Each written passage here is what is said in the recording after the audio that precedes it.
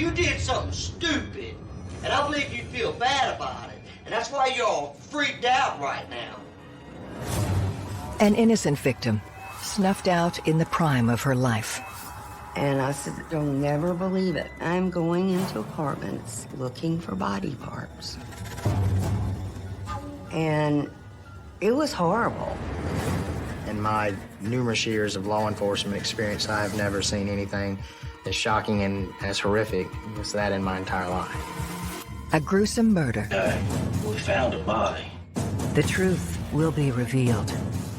I think his problem was that he thought that he was smarter than we were. Every day in North America, dozens of people are murdered. The key to solving the toughest of these homicides lies in the final 24 hours of the victim's life. To crack the case, detectives must reconstruct that critical timeline. The minutes and hours containing evidence that can help unlock the mystery and catch the killer.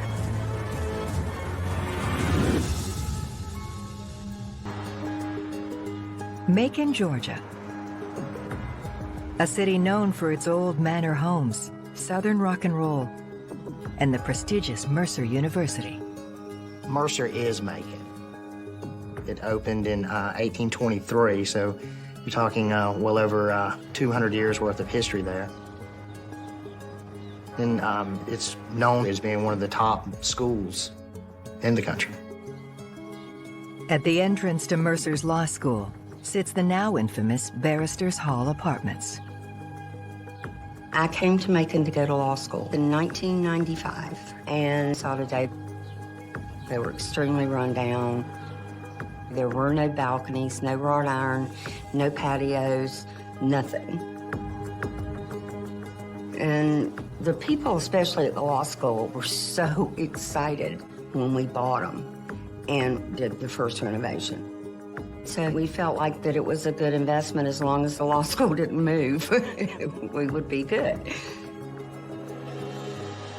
But you don't expect what happened to happen either. The day that everything changed was June 30th, 2000. Stating that they were going up to the Barrister Hall Apartments. And the only thing that we knew was that a student had been missing, and no one had heard from her within about a 4-day time frame. The missing woman is 27-year-old law student, Lauren Giddings. Lauren Giddings had just graduated law school. I mean, she was a very pretty girl, tall. She was athletic. She loved to run, came from a good family. She was preparing for a big move to Atlanta to live with her boyfriend. And she kind of... Vivacious. She just had a beautiful smile, and she loved her dog. When I picture her in my mind, that's the picture I have. It's her smiling and holding Butterbean. Detectives Randy Gonzalez and Dan Shirley are assigned to the case. When the case first pops off, all the detectives in the Bureau, the Violent Crimes Unit, were called out to the scene. Her friends that she hangs out with said they haven't heard from her, which is unusual because of... The search is Lauren's apartment in Barristers Hall. Nothing looked to have been disturbed in any way. It appeared to be in its normal state. The only thing that we saw that was probably out of place was the fact that her purse, her cell phone, and her keys were still there in the apartment, and that her vehicle was still parked in front of her apartment, which was suspicious in itself. We're thinking, what's happened to her? You know, she's been abducted, and something happened to her where she can't get help for herself. Our crime scene investigators were called to the scene, at which time they went into the apartment and they conducted of what may have happened or anything that could tell us what happened. They used luminol, which it lights up the blood under a black light. And when they sprayed her shower with that, it glowed like a Christmas tree.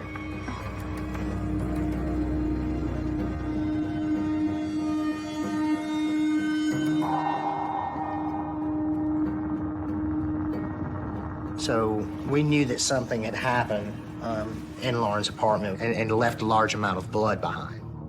But we just didn't know what. It's a troubling discovery. So we started canvassing the area. We were speaking with neighbors. At the time, there were only a few students from Mercer that was left on campus. Most people that are cooperative with us, they don't have anything to hide. And they're sincerely want to help. One of those concerned friends is Lauren's next-door neighbor, Stephen McDaniel, who is holding out hope that Lauren may still be alive. Do you know anybody any enemies she might have had, somebody that might want to hurt her? No, we don't know where she is. Like Lauren's other neighbors, Stephen had his head down studying for the bar and didn't see or hear anything. It does make it challenging because everyone's kind of preoccupied with their own thing, so no one's noticed anything out of the ordinary. Then, investigators make a grisly discovery. We were outside of Lauren's apartment complex in front of the building. It was kind of a windy day, a little bit, the wind was blowing, and we would smell an odor, like a foul odor every once in a while. And that smell led us to a trash can that was located outside of Lauren's apartment building. So when we opened up the trash can, there was a black trash bag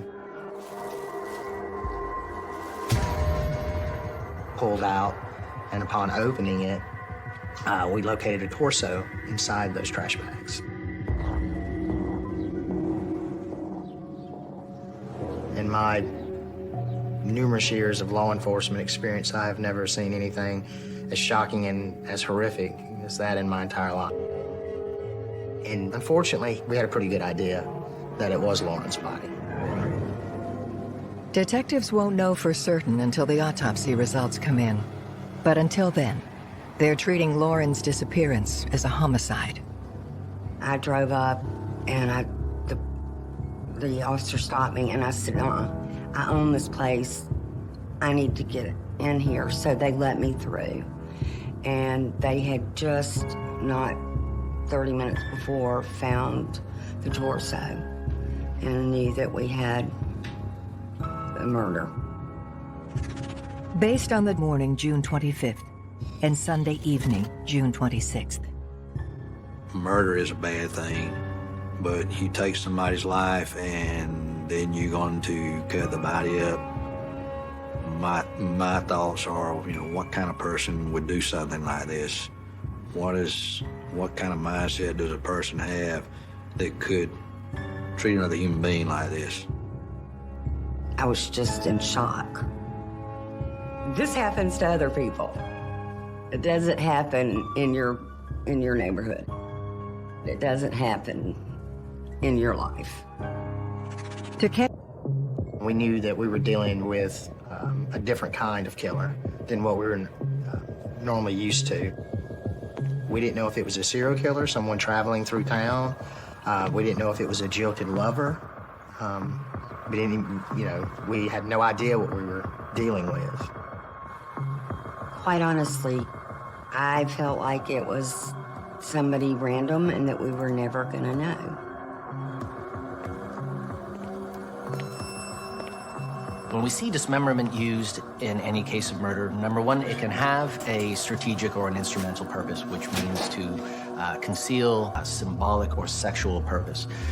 There is actually a disorder called mutilophilia, which describes an offender's need to dismember and mutilate a body. So in other words, the murder is just step one, and it's what comes after that's really motivating them. As you would imagine, with a crime of this nature, it just sent panic through the community. So we're trying to establish a suspect in this case as quickly as possible. Detectives turn to Lauren's best friend, Ashley, hoping she can help fill in Lauren. Stated that the last time she saw Lauren was on June the 24th. She and Lauren, along with some other friends, had went to a bar downtown. One of those friends is a man named Joe. Ashley said that Lauren and Joe had previously been in a relationship, but they had since broken it off. She said Lauren's current boyfriend lives in Atlanta, but she and Joe remained friends. Ashley described the night. I mean, it was just a normal night. They went down to blow off some steam from studying for the bar. Everybody seemed to be happy and having a good time. Ashley said had some more drinks, and Lauren had spent the night at Joe's house. It wasn't until 4 days later, when Ashley hadn't heard from Lauren, that she went over to her apartment to check on her. No one's that surprised when they don't hear from Lauren for a number of days, and that's normal when you were in the midst of studying for the bar. It's everybody goes into their hole, they don't want to speak to the outside world. Joe was immediately considered a possible suspect in the case. Usually the first people that are looked at are the ones closest to him. Boyfriends, husbands, ex-boyfriends. So there's a possibility there for quite possibly a jilted lover. Detectives bring Joe down to the station to question him about the last time he saw Lauren. He confirms that she stayed the night at his house, but says she left alive and well the next morning at 8 a.m. Joe's story makes him the last person, if that story is true, verified as seeing our victim when she was last alive. And while there's nothing on the surface wrong with that story, unfortunately, as an investigator in this line of work, you have to think dirty. You have to start thinking, is this story a play?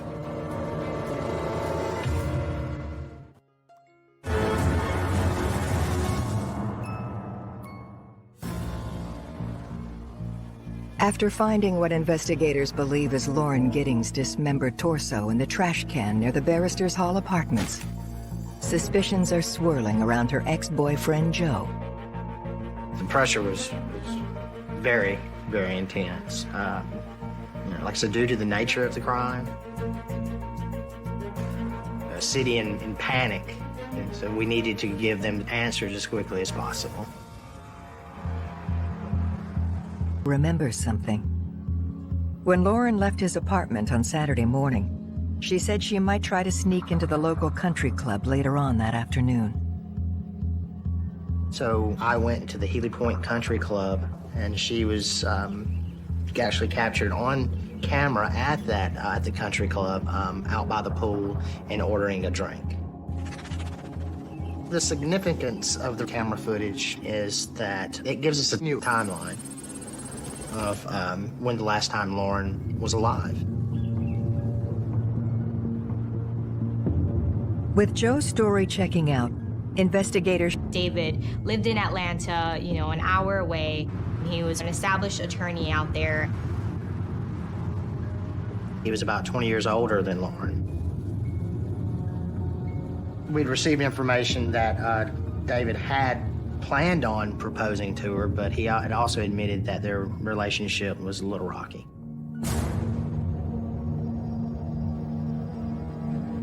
I think I've met David one time in passing. I don't know him that well. But I can tell you that the family wasn't enamored with David. Want to commit? I don't know. But I know that at least her cousins were not happy with the relationship. Detectives asked David to come down from Atlanta for questioning.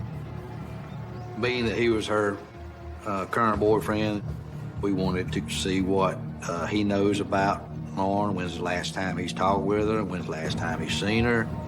Detectives decide to keep their cards close to their chest while they suss David out. David, I want to talk to you over here.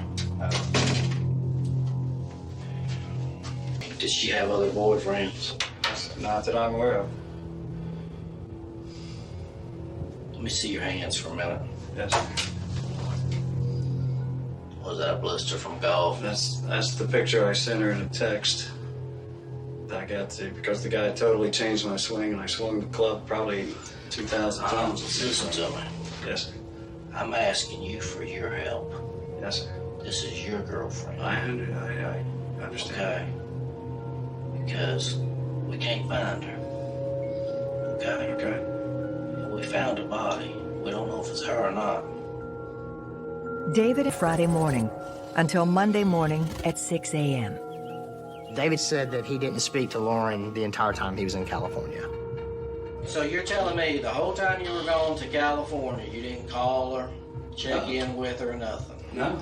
Then you land in Atlanta and just go back to your apartment or house, wherever you live in Atlanta, and you didn't even call her and tell her you were home or anything? No, I thought it was going to lead into a whole uncomfortable or awkward conversation about when are we going to get married and stuff like that. And I'm just like, my reaction to that is always just to kind of back away. If you're in a relationship with someone, 5 days. I mean, not even a phone call or text. You know, it's kind of one of those moments when you think, well, does he know something about this? Is he involved in this?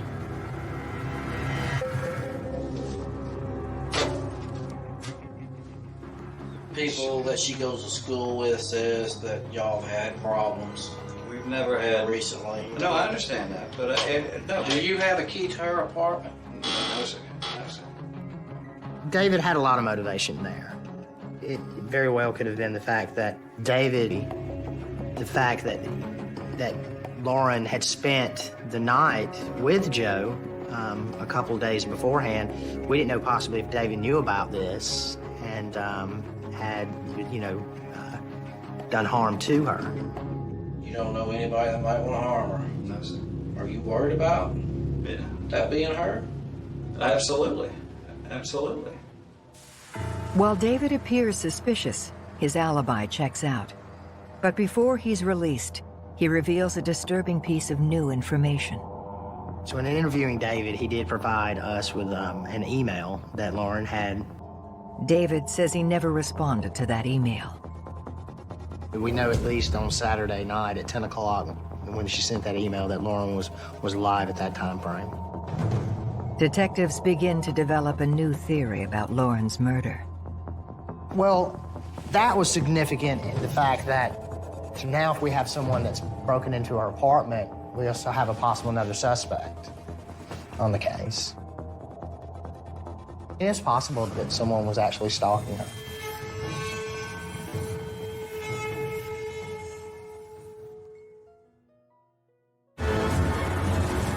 That whoever killed Lauren Giddings in her apartment might have been stalking her.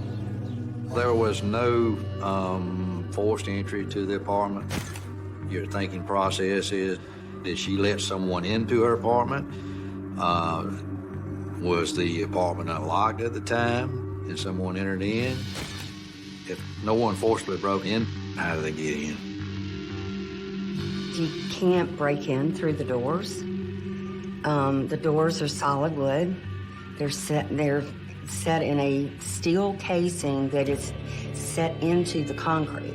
So when the deadbolt goes through the steel casing solid wood door, someone had to have a key, either a spare key or a master key. And well, we knew that one person that had a spare key to the apartment complex was the maintenance guy. Detectives track down the maintenance man at the Barristers Hall Apartments, David Dorer. he was a law student himself and very much dedicated to finishing his degree and practicing law. He said that he didn't keep an apartment complex unless he was doing the job for him. Investigators ask him when he last saw Lauren. He had informed us that he had been to Lauren's apartment a couple of weeks prior to us finding her body. David Dorer says that he too was consumed with studying all week and therefore can't provide a solid alibi. The fact that David, the building's maintenance man, had access to that room and to the saw and would have had access to all the residents' personal information, to keys to their units, could have wandered through the halls and around the grounds under the cover of darkness, and had a lawful... Autopsy results come in, confirming that the torso does belong to Lauren Giddings, and that she was likely dismembered with a hacksaw. Detectives go on the hunt for the murder weapon. Then they asked to see in the laundry area. We let them into our lockout closet, and all of our, as I told you, all of our tools were hanging there. And there was a saw there, but it was one of about 3 saws that was on the peg. And they asked, are these your tools? And I said, yes, I had no reason to think. It shows positive traces for blood. If I was a betting man and I found this hacksaw covered with what appeared to be human blood in the same building complex as Lauren, who was dismembered, I mean, I would be betting 100 to 1 that that was her blood on the saw. At that point, it shoots the maintenance man up to the top of the list of being a possible suspect. When they ask the maintenance man if the hacksaw belongs to his set of tools, he denies it. The maintenance man told us that he didn't know anything about it. We're lied to all the time. So for him to not be truthful about the hacksaw would not be unusual in a case at all. The question then is, if he was so careful about disposing of the victim, why leave the most incriminating piece of evidence essentially in plain view in a room only he had access to? It almost seems too convenient. While the hacksaw is sent off to forensics, detectives fend off a media firestorm. When you got a crime like that and, people are wondering what happened, people want answers. They want to know, what are you doing? Or, do you have any? So I'm sure the police department felt the pressure. It was definitely the main thing everyone in the community was talking about. Facing immense pressure to solve Lauren's murder, detectives bring in over 20 members of the police force to help bring her killer to justice. I think once they found the hacksaw in the laundry room or maintenance room of the development, they knew that it had to be someone who either lived in that development or was very close to it. Detectives begin a thorough search of every apartment in the complex. There's only one person who doesn't willingly consent. Lauren's apartments and 2 upstairs apartments. And Lauren lived in the apartment upstairs to the left. Stephen lived in the apartment upstairs to the right. So they were kind of next door to each other. Stephen is a very different person. He seemed a little socially awkward. Some of the conversations he would have with me when I was on site working in the flowers or whatever, he'd stand there and talk to me for 30, 45 minutes about the entomology of bugs. And that was Stephen. Suspicious about why Stephen was. And I remember getting so upset because they were treating Stephen differently. All right. I just gotta ask you a few more questions. I remember saying to one of my friends that they're stereotyping. You stated that you're willing to do anything to help me. If I can help, I will, but... By helping me, I've asked everyone there, and everyone in the apartment complex has agreed, except you. Can I say I just needed to know.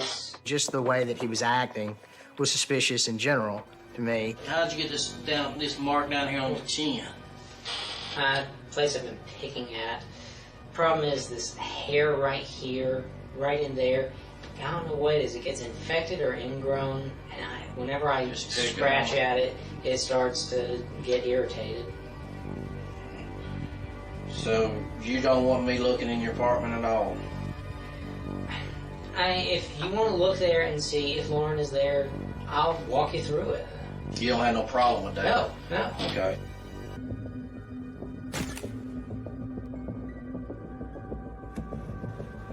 They had noticed in his apartment condoms. And we knew that within speaking with him that he had made some comments about saving himself for marriage, that he was a virgin. So when the investigators questioned Stephen about these condoms, he spontaneously stated that he had stolen them out of some of the other residences' apartments. The fact that Stephen confesses to having burglarized common first crime among both homicidal and non-homicidal sex offenders who are currently incarcerated. It is a gateway crime. As suspicions deepen around Stephen, investigators pore over several news interviews that he gave the day the torso was found. I mean, we just don't know where she is. What about in the parking lot area? I know they've been doing a lot of, I think that's where they have recovered the body or whatever they recovered from there. Body? Had you heard it? Had you seen anything there? Had you seen anything there? I mean, we don't know if this is the same person. You know what I mean? Like, they took out a body there earlier. We don't know if it's the same person or not. Doctor? I think I need to sit down. Okay. When I saw the way that he acted when he found out that there was a body in that trash can, I mean, you knew that this man knew something about the murder. Without a shadow of a doubt. It's right there in front of your face. But not everybody believes Stephen is guilty. The Stephen that I had met could never have done this. And I didn't believe it for a minute.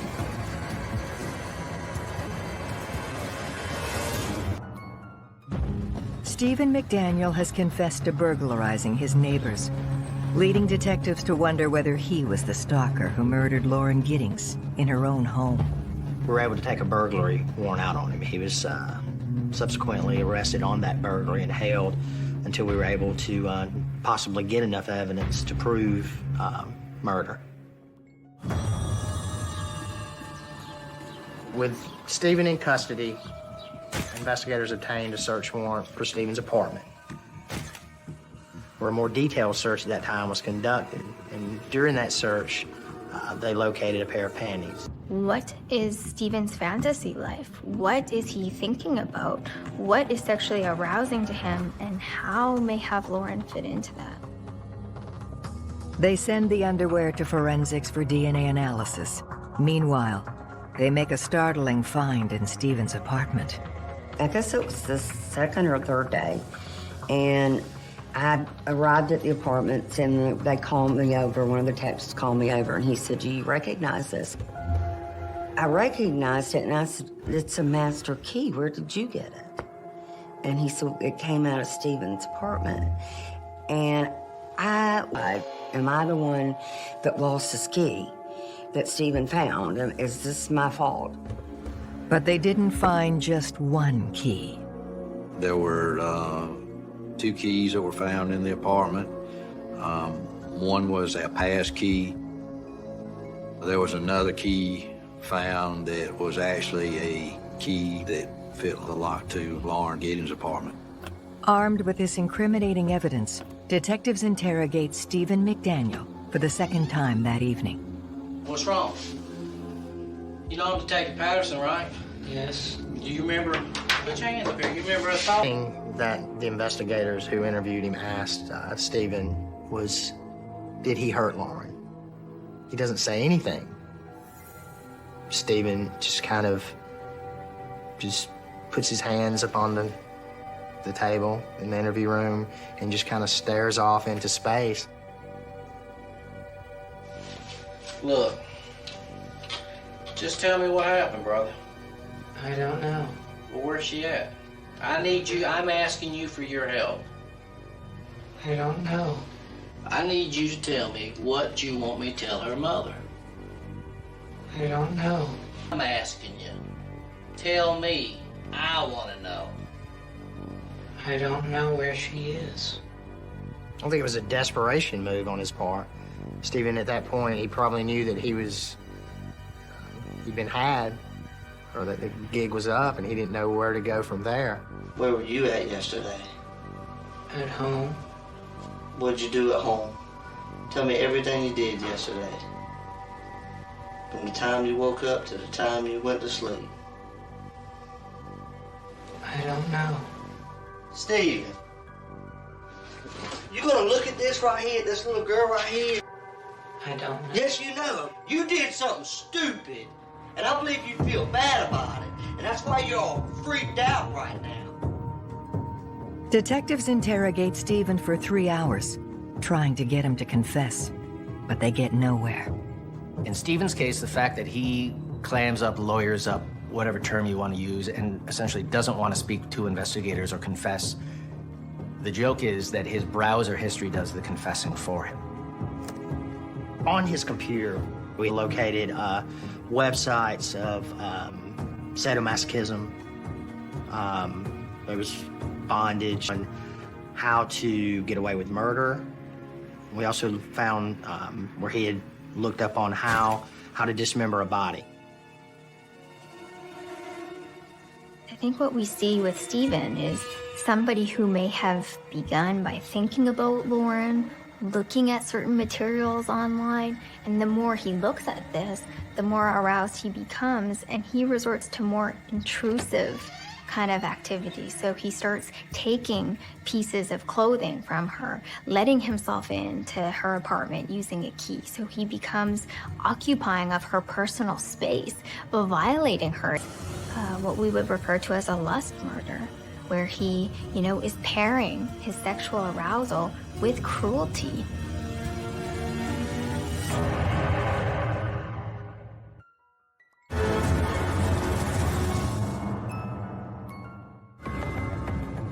Working to build a solid case against Stephen McDaniel, detectives are digging for irrefutable evidence to charge him with the murder of Lauren Giddings. Everyone thought he did it. At this point, he was in jail for the unrelated burglary charges, and there were search warrants executed at his apartment almost. What they find is a cornucopia of weaponry, handguns, a semi-automatic rifle, an entire collection of knives, and even a samurai sword. But the most damning of all, the packaging from the hacksaw was found in his apartment. And the packaging matched the hacksaw that was located in the maintenance room, the Barrister Hall. Stephen was a law student. And I think his problem was that he thought that he was smarter than we investigator in investigating homicides. He's the only one that I've ever known of to be stupid enough to get on camera and speak about a murder that he's actually the one that committed. At that point, we believe we had enough circumstantial evidence to present it to the district attorney's office for the go-ahead on Stephen being charged with the murder of Lauren Giddings. While reviewing the evidence retrieved from Stephen's apartment, they discover yet another piece of the puzzle. Electronic equipment was also taken from Stephen's house, and there was also some videos found holding a pole up to Lauren's window and looking in. There was a timestamp on that. June 25th at 11:10 that night. The video in itself was very creepy. The fact that someone is in the privacy of their own home, conducting their everyday routine, business, and that someone has a camera pointed into your window watching your every move. Once that was presented to Stephen and his attorney. On Stephen McDaniel's written confession, detectives can now reconstruct the final 24 hours of Lauren Giddings' life. On that Friday night, Lauren, Ashley, and Joe had went to a bar downtown. They'd had a few drinks. Afterwards, they went back to Joe's apartment. Lauren had spent the night there. Lauren had gotten up the next morning and went to Healy Point Country Club, where she had hung out by the pool and ordered a drink. June 25th, Saturday, Stephen McDaniel. Stephen said he entered into her apartment at around 4:30 a.m. He said he came in the apartment that morning with a mask on.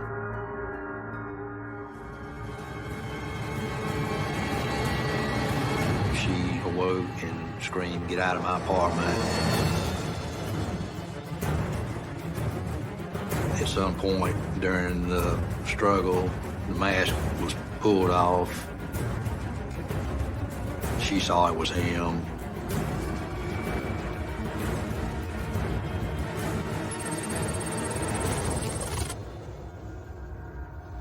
He dismembered her in the shower. Stephen did admit to taking the rest of Lauren's body parts and distributing them throughout different trash bins in the neighborhood. We searched the landfill to see if we could find anything related to Lauren.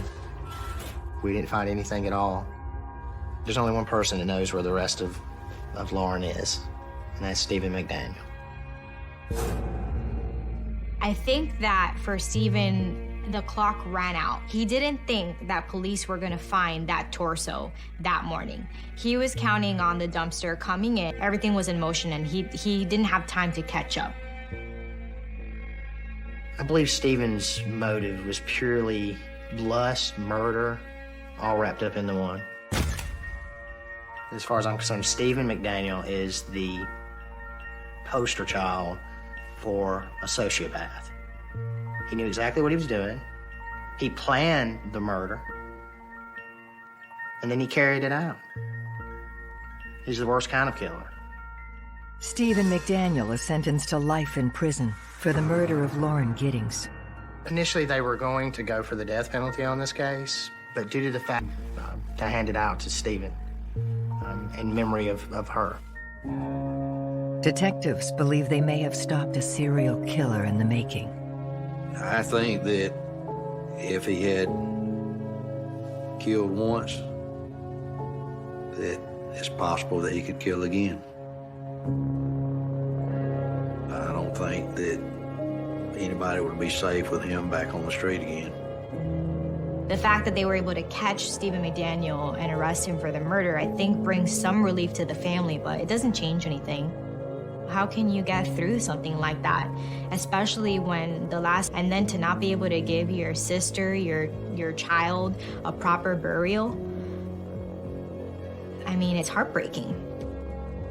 When you have someone that you love taken from you, there's nothing that anyone can do to give you closure, even catching the person who did it. You're scarred forever.